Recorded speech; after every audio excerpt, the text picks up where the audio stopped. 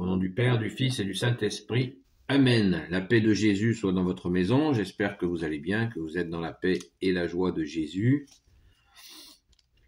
Eh bien, l'évangile du jour est plus que célèbre. Les trois croix, l'évangile selon saint Jean, car il s'agit de la femme adultère. Saint Jean chapitre 8, versets 1 à 12. 1 à 11. Jésus était reparti vers le mont des Oliviers. Dès le matin, à la première heure, il était de nouveau au temple.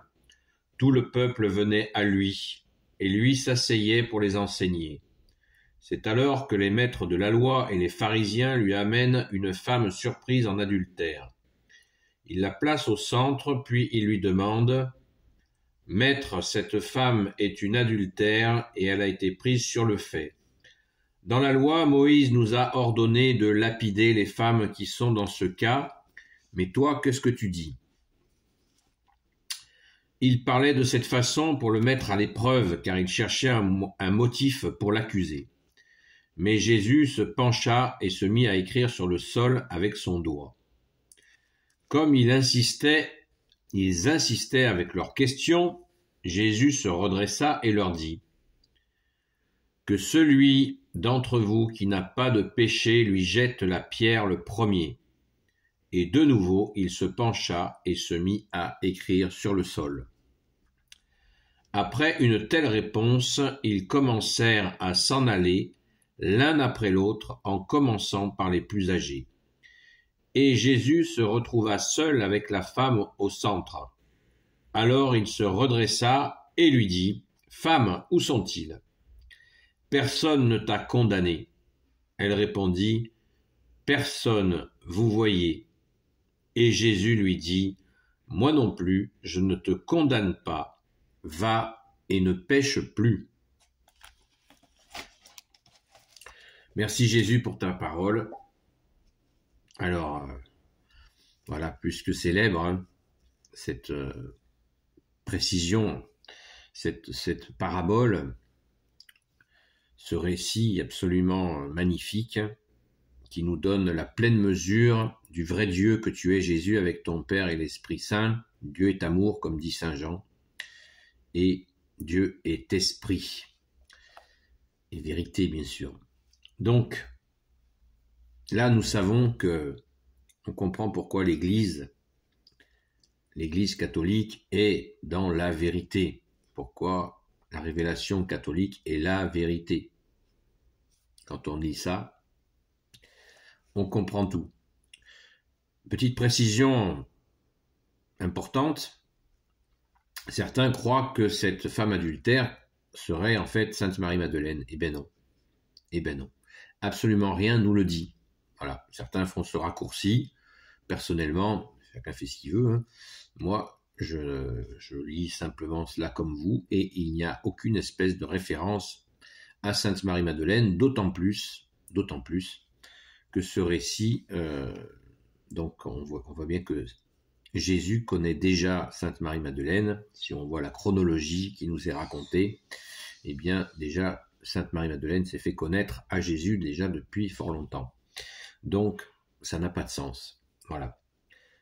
Je ferme la parenthèse, mais bon, c'est l'occasion de parler de notre chère Sainte Patronne.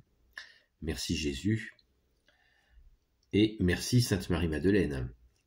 Car les hommes ont tendance à la charger un peu trop. Donc, cette femme adultère, la première chose importante, en dehors de ce contexte toujours de chasse à Jésus, avec ses maîtres de la loi, les pharisiens, ils sont un peu gonflants, quoi, mais bon, c'est comme ça. Acharné, hein, cette espèce d'acharnement qui est de la haine, quoi. Et la haine, c'est jamais ni beau à voir, ni beau à entendre, ni beau à lire. Voilà, la haine, c'est moche. Donc, ce qui me paraît, il y a une controverse aussi qui est sur cette question, c'est quand les choses sont claires, Et qu'est-ce que fait? Pourquoi Jésus s'accroupit? Pourquoi, bien-aimé Jésus, tu t'accroupis et tu notes au sol? Tu écris sur le sol, avec ton doigt. Le doigt de Jésus, c'est le doigt de Dieu, hein, ne l'oublions pas, puisque Jésus nous le dit à un moment quand il libère quelqu'un d'un démon, il dit « si c'est par le doigt de Dieu que j'agis ». Alors là, eh bien, c'est le même doigt. À mon humble avis, hein, je ne dis pas que j'ai raison, mais à mon humble avis, qu'est-ce que fait Jésus? Qu'est-ce que tu fais, bien-aimé Jésus, en marquant le sol? Eh bien, tu es le Dieu, tu es le juge institué par ton Père, le juge parfait, et rappelons-nous du crime de Caïn sur Abel, et il nous est dit dans l'Ancien Testament que la terre crie, qui a bu le sang d'Abel, le juste, qui a été assassiné par son frère, eh bien, crie vengeance. La terre a bu le sang d'Abel le juste. Et elle crie vengeance. Donc, est-ce que, tout simplement, il voulait commettre un assassinat? La lapidation, c'est un assassinat. La justification de Moïse, ça serait intéressant d'avoir quelques précisions avec un spécialiste de l'Ancien Testament. Personnellement, est-ce que c'est pas encore un arrangement à la sauce maître de la loi pharisien? À vérifier. Je ne me suis pas posé la question plus que ça mériterait d'être fait. Mais, très important, donc, qu'est-ce que tu fais, bien-aimé Jésus, accroupi, en train d'écrire sur le sol? Être prêt à écrire sur le sol. Est-ce que tu n'es pas tout simplement prêt à, c'est une image, de noter les noms des assassins, tout simplement, des futurs assassins qui s'apprêtaient à assassiner cette femme? Et voilà, c'est une simple une intuition, une pensée, je ne sais pas si elle est juste, hein, mon intuition elle peut se tromper, mais Jésus, tu es le Fils de Dieu, et tu étais prêt à noter sur la terre, dans les entrailles de la terre, les auteurs de ce crime qui allait éventuellement se passer. D'ailleurs, ils ne s'y sont pas trompés, les gars. Je pense que ça les a impressionnés, parce que Jésus s'est dressé d'un coup. Imaginez le Fils de Dieu, dans sa puissance, sa majesté, se lève. Et après, il leur dit cette fameuse phrase extraordinaire, magnifique, une des plus belles phrases de l'Évangile. Voilà, que celui qui n'a jamais péché lui jette la première pierre, pend dans les dents. Et là, ça fait mouche. Et il se raccroupit, c'est important. C'est très important. Jésus s'est dressé pour leur dire, avec la voix, on imagine la voix de Jésus, puissance de la voix. N'oublions pas que sa voix, au Mont des Oliviers, quand il a été arrêté, quand il a dit, il disait, il est où, et quand il s'est dressé, il leur a dit, je suis là, ils sont tombés.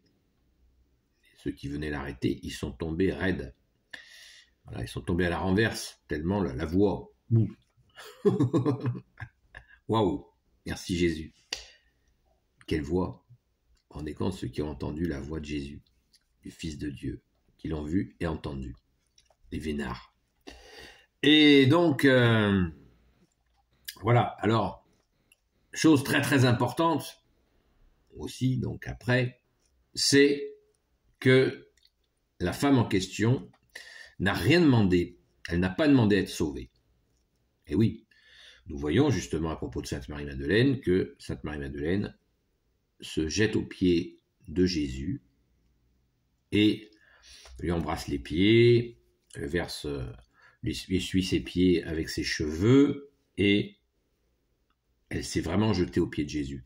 Cette femme-là, adultère, ne s'est pas jetée aux pieds de Jésus.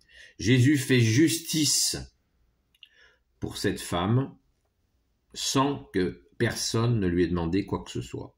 Voilà. Donc quand nous disons que Jésus est le soleil d'amour soleil de justice et soleil de miséricorde, eh bien, quand on dit soleil de justice, c'est-à-dire que Jésus peut faire justice sans que personne lui ait rien demandé, car il est le juge parfait. Et s'il lui plaît, s'il te plaît, bien-aimé Jésus, de faire justice dans une situation, eh bien, rendons grâce. Nous avons juste à remercier, à rendre grâce, à louer ton saint nom, Jésus. Merci, Jésus, pour ta justice. Il y a des moments comme ça où le bon Dieu intervient. Il y a d'autres passages dans l'Évangile où on ne lui avait rien demandé, il a même ressuscité un mort et personne ne lui avait rien demandé. Personne ne t'avait rien demandé, Jésus, tu as ressuscité ce mort. C'est absolument magnifique. Voilà. Donc, pensons-y. Jésus est l'amour, certes, c'est évident, il est l'amour, il est la justice et il est la miséricorde. Et n'oublions pas, bien sûr, va et ne pêche plus.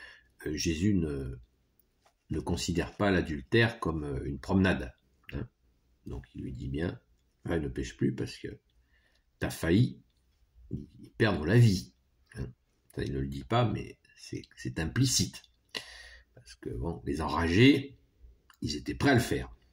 Voilà, donc on peut en parler pendant des heures, tellement elle est belle, ce récit, vraiment cet évangile, cette partie de l'évangile est absolument magnifique. C'est une merveille. Merci Jésus. Béni soit le Père, le Fils et le Saint-Esprit. Amen. Ô Jésus, toi qui peux tout et qui portes tout, toi le Sauveur, toi l'Emmanuel, je te confie toutes celles et ceux qui regarderont cette vidéo, ainsi que leurs proches, selon ta sainte volonté, ô Jésus. Sainte Marie, Reine des cieux, toi l'Immaculée Conception, toi qui écrases le serpent, toi qui as la lune sous tes pas, toi notre Mère, Notre-Dame, Saint Joseph, toi le juste et le saint, toi le sage, toi la terreur des démons, toi le saint gardien de la Sainte Église catholique apostolique, qui veut dire l'Église des apôtres, Sainte Marie-Madeleine, notre chère sainte patronne, chère grande sœur, et vous tous les saints et saintes amis de Jésus, Saint Michel Archange qui est comme Dieu, Saint Gabriel Archange, Saint Raphaël Archange et tes anges guérisseurs, et vous, tous les anges qui servez Jésus, je vous confie toutes celles et ceux qui regarderont cette vidéo, ainsi que leurs proches, selon ta sainte volonté, ô Jésus.